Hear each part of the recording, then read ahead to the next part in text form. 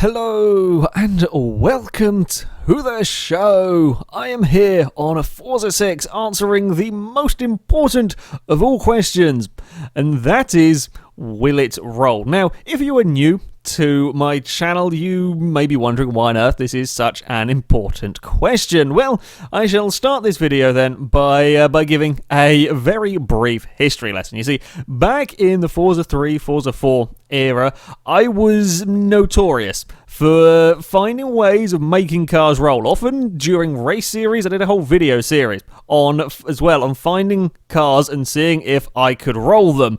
The answer was yes. Yes, pretty much, in fact, every vehicle I tried. The Aventador was a pain, but even that I managed to put on its roof. This Citroen was a rather straightforward one that tumbled down the road. Yeah, every car I tried, I could find a way of rolling it. Primarily at this Sunset circuit, had a lovely curb. Camera angles were positioned lovely as well to film it all. Yeah, all of the vehicles that that I tried. Eventually, often some required a little bit of modifying, but I could get vehicles to roll over very, very easily.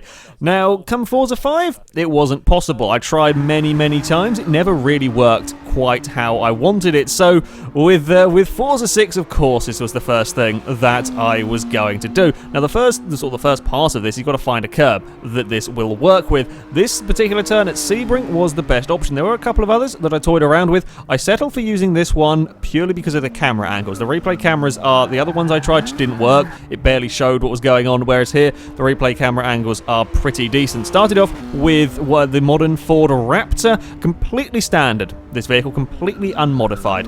The Raptor has a silly gearbox, has 10 gears. Very peculiar thing. Yeah, I was trying it. As you can see, it wasn't rolling over, no, but progress was made. As you can see, it was getting up. That time there was pretty pathetic. You have to hit it at a really weird angle to get it to roll coming from that direction. If you travel the track in reverse here, you can actually get it quite a long way up onto two wheels. Now, while that didn't roll, and I tried some times, it never really ever looked like rolling completely standard. This was progress from Forza 5. You never got this sort of thing of the curbs on Forza 5, certainly not reliably. Up next, it was the turn of the Mercedes G Wagon. I was going through sort of the SUVs and Jeeps and so on that were kind of like the right shape. Tall and quite narrow. That is a good shape for rolling. And this Mercedes is pretty much perfect. Also helps that they have a little bit of speed, and this has got plenty of that, so you can hit the curb with some momentum. That does help the vehicles in falling over. Yeah, coming from this direction is a weird one. You can, as you see there, get the Mercedes onto its side, but you have to hit it. It's a very sort of specific thing. If you can get the car exactly the right place, exactly the right way, it will do stuff, but it's very unreliable. This way, much better. Again, getting it on two wheels. That time it was much more of a case of I nearly spun the car, as slightly lost control of it a little bit on that attempt. However, a couple of tries later, and the Mercedes is gone. The Mercedes, completely standard, unmodified Mercedes G-Wagon, and we rolled it off a curb. Yes, indeed, the vehicles will roll. Admittedly, this one, it was going over before it hit the grass. The spectacular flip that you saw was caused when it hit the grass, but it was going over before we ever reached the grass on the outside. I mean, it's easy to go sideways on the grass and rip the handbrake, but roll off a curb is quite a lot more difficult, but the Mercedes did it. And we've got some celebratory donuts from the G-Wagon. The second vehicle I tried would fall over using the curb. Next up, again, sticking with the SUVs, if we're going to roll a car standard, it's going to be these kind of vehicles. The Ford Bronco. Now, I had a crazy one of these in Horizon 2. You can mess about with the suspension an awful lot, make a really ridiculous sort of jelly car, and it did kind of all sorts of crazy stuff there, and I was expecting a similar sort of story here, and sure enough, of all the cars, this thing was really firing itself a long way up on two wheels. I admittedly lost control of it again. Often with the landing, sort of as it comes down from being on two wheels, especially if you're running a bit wide, it can do all sorts of spinny outy things. Again, similar story next time around. I could get it a long way up onto two wheels. The problem was the suspension was actually too soft on this vehicle, so as it picks up, as it's going along on its side, the suspension can just compress, and it kind of deals with the force. You see there again, it's so close to going over, but it doesn't quite. This was a kind of a similar thing we saw on Forza 5 with vehicles getting very, very close and not falling over, but that's when they had been extensively modified. This is just a standard Bronco that, again, we go another time, and it wouldn't quite go over standard. It's also got some magic levitational powers. Ignore the slightly floaty cones. Yeah, no matter what I did, the suspension was sort of too soft for the Bronco to ever properly fall over. So I bought a Bronco, stuck in some race suspension, and with just stiffening the suspension, nothing else has changed on this car, I went to try again. First attempt was less than impressive. It drove over the curb. That's not really what I was hoping from with this car. I was kind of sneakily hoping to do it first time. No, that wasn't the case. But this now first time coming in the sort of the correct direction. I was hoping we could. It wasn't particularly impressive either. You've really got to get the positioning right. You've really got to get the aiming right and the amount of steering lock that you have on when you hit the curb. Perfect. But sure enough, next time out we get a big tumble. This one here, very impressive. It hits kind of the edge of the curb on the outside of the track as it's rolling, and that's what sends it skyward. Again, yeah, sure. The roll itself was assisted by clipping something on the ground, but or the spectacular flip at the end was assisted by clipping something at the ground, but it rolled completely off the curb, which I was, very, very glad to see. Ford F100 up next. This thing you could get to do crazy things in Forza 5. This was the only vehicle that you could make a proper jelly car out of in Forza 5 that would roll over whenever you turned a corner. You didn't actually need any curbs involved at all with that thing. But these cars here, we're still using standard tyres on them. It's just modified suspension at the moment. So you can see how tiny the tyres are. See how long I got the car on two wheels through there. This is a completely standard F100 except for the suspension. Raised, stiffened, and as you can see, a lot of camber on this vehicle, and sure enough, it will go over with relative ease. Yeah, doing this with cars with completely standard tyres, you can definitely see, clearly see there, it's got no upgraded tyre widths and so on, is simply impossible on Forza 5. You would never get the car anywhere near to doing this on 5. But here, we can get the F100 to, well, pretty much roll over whatever curb you want it to. That was coming in the less ideal direction, and it still fell over with relative ease. Cars do tumble really well on Forza 6. One thing I was immediately noticing is the cars really, really liked to tumble. After I think it's about sort of 5 or 6 rolls on Forza 4, the cars would sort of, they kind of just stop rolling, they'd run out of energy, but these things will tumble so well. So with the SUVs and so on rolling with relative ease, in all honesty, admittedly slightly more modification required than we would have needed in 4, it was time for some normal cars. I started with a Nissan Juke. The reason behind this being is of all the kind of normal road cars, this is perhaps the most susceptible vehicle to rolling. It's a rather tall road car, this one. It's okay, it's a bit wider than I would have liked. You know, you kind of want smart car. Smart car is ideal for this kind of thing. Tall, very narrow and so on. But the vehicles we had on Forza 6, the Juke is perhaps one of the most suitable. Standard, though, not really going to work. I didn't really expect it either, to be honest, as some of the SUVs weren't rolling standard, or most of them weren't rolling standard, so I wasn't expecting the Juke to work standard. Then it came to tinkering around with the suspension. So this is the car just with the race suspension. As you can see, we've got lots of camber. Lots of camber is required to make the cars roll. We did a long investigation about it previously. It's just how the game, how these rolls work. They're effectively grip rolls. I tried doing it for the other direction and lost complete control of my car. Yeah, what we're essentially trying to get the cars to do is do a grip roll. So you get it up onto two wheels across the curb, which is what you need the curb to get it up onto those two wheels, and then with the two wheels that are remaining on the ground, you have so much grip that it flips the car over. So the camber is for having the grip while it's up on two wheels. The suspension, having raised and stiffened suspension, is to get it far enough up onto two wheels so that it flips over. However, with just the suspension, it wasn't working on the Juke. Now, I went to go change tyres. I accidentally loaded up the game in the rain. This is still with the exact same setup I'd used previously. So we've got just the suspension upgraded on the car. I thought, well, since I've loaded it up, I might as well give it a try. Now, I expected this to be an awful lot more difficult because with the rain, well, you have less grip. So, since these are essentially grip rolls, it shouldn't work. I was wrong. I was very, very wrong. I was setting up to go and do a run and managed to roll off a completely different curb. I'm having to use the game cameras because the replay cameras just simply don't show that area of the track. It's, the Juke fell over very, very easily in the rain, which was peculiar to me. This wasn't the outcome that I was expecting from these cars whatsoever. And again, I hit the curb that I'd been hitting in the dry, and I think it was first or second attempt at hitting that curb. We tumble, and we tumble spectacularly. Again, the car is long gone. This is definitely not being on the grass. These cars are rolling long before they ever reach the grass.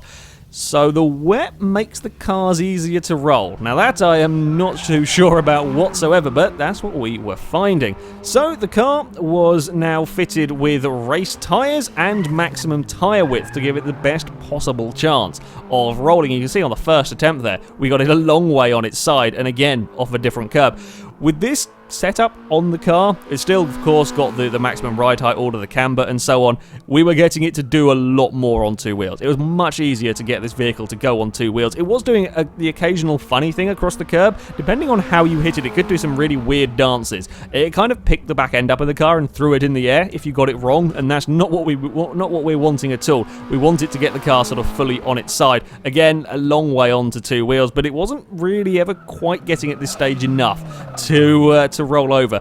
As I said at the start, you have to be really precise. You have to hit just the right part of this curb. I was getting closer. I was getting a lot closer. That was a very long way on two wheels. It actually had kind of like a secondary, almost a secondary roll, not quite a roll, but like a secondary two-wheeled moment, you'll see. So we go around here. This is the next attempt, very similar thing. We're on two wheels. As it bounces down, I'm still kind of turning to gather the car all under control, and it lifts its wheels up again. There is so much grip. We are getting almost grip roll from this car around the corners, which is something we haven't seen from normal vehicles. Again, just the back of the car was bouncing up into the air, which was slightly annoying. I was occasionally throwing it to the curbs. It was a funny one from this direction, very, very temperamental. I couldn't reliably to get it on go on two wheels. You could get it a long way on two wheels, and again, the later curbs, you could get them a long way on two wheels. It kind of depended. If you can kind of get a bump, there's sort of like ruts along the curb. If you can kind of get the game to flick the car in the air, you could get it a long way. Okay, I managed to get it onto one wheel, which was quite impressive to do that one. Yeah, I wasn't expecting to get it onto a one wheel across there, the curb being quite nasty and throwing the back of the car in the air. Took a little while, took a bit of perseverance. However, we did manage to get the Juke to roll in the dry. I hit the curb at the right angle. The car did a complete roll before we even got near the grass and curbs and so on, and we attacked the scenery.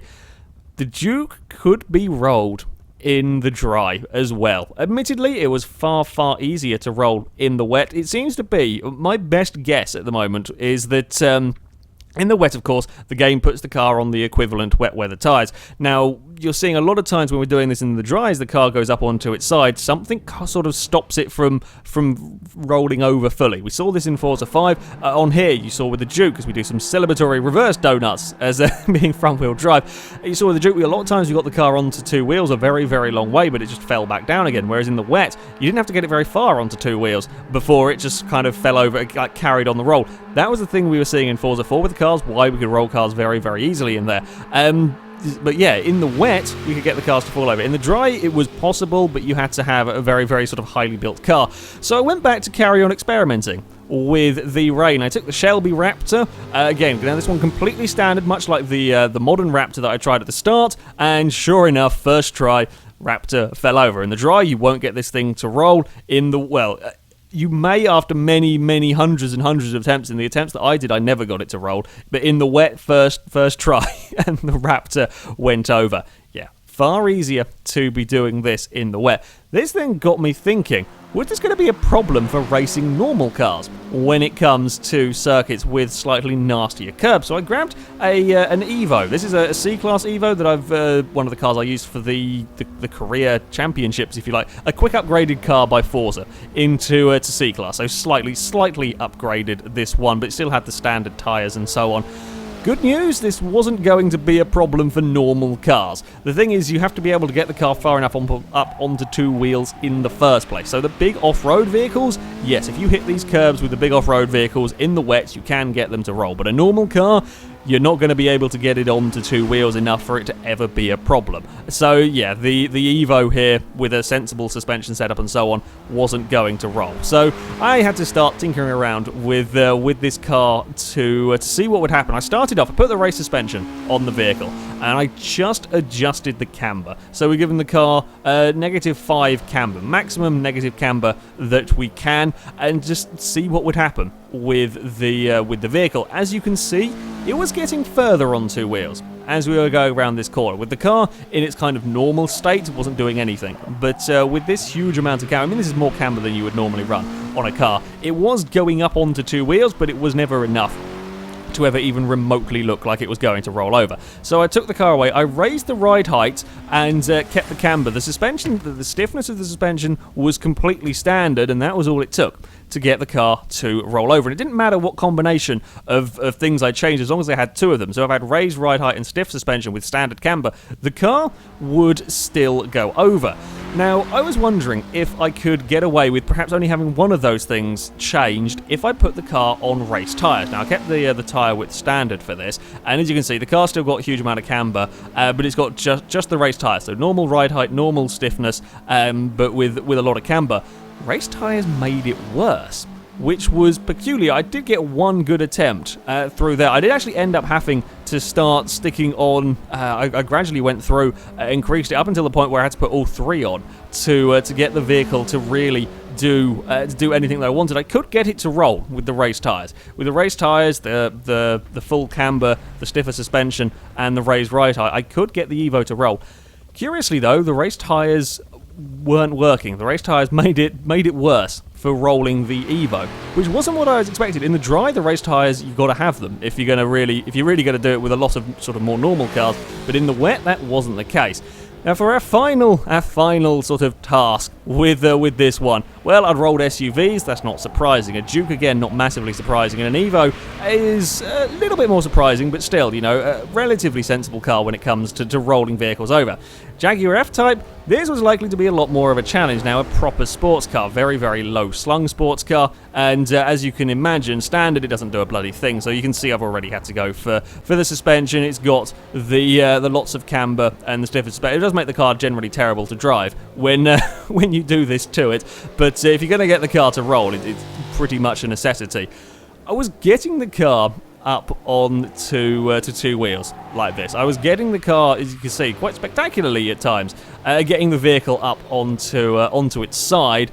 It was never really quite enough to get the vehicle to fall over. It was doing a good job of me losing control of the car after hitting the curb. Yeah, you know, it was an impressive amount on two wheels it was getting. And again, you'd never see sports cars doing this kind of thing on Forza 5. Certainly not reliably over a curb. Now I stuck race tyres on the car. It made it worse. So my solution was to go for maximum tyre widths on the standard tyres. I also put on the race anti-roll bars, front and rear. Put them up to a maximum, so basically just make the car ridiculously stiff so that if it does go up on its side, it's more likely there's no compliance in the vehicle, is the way that we get these to roll. This attempt, things go wrong if you do it in the rain. You see, if you kind of hit the curb at a little bit of a wonky angle, it often spits you out onto the grass, and of course, wet grass, you're not going to stop. You're not going to stop the car when it's going along there, so yeah, we did take a little bit of damage on that one.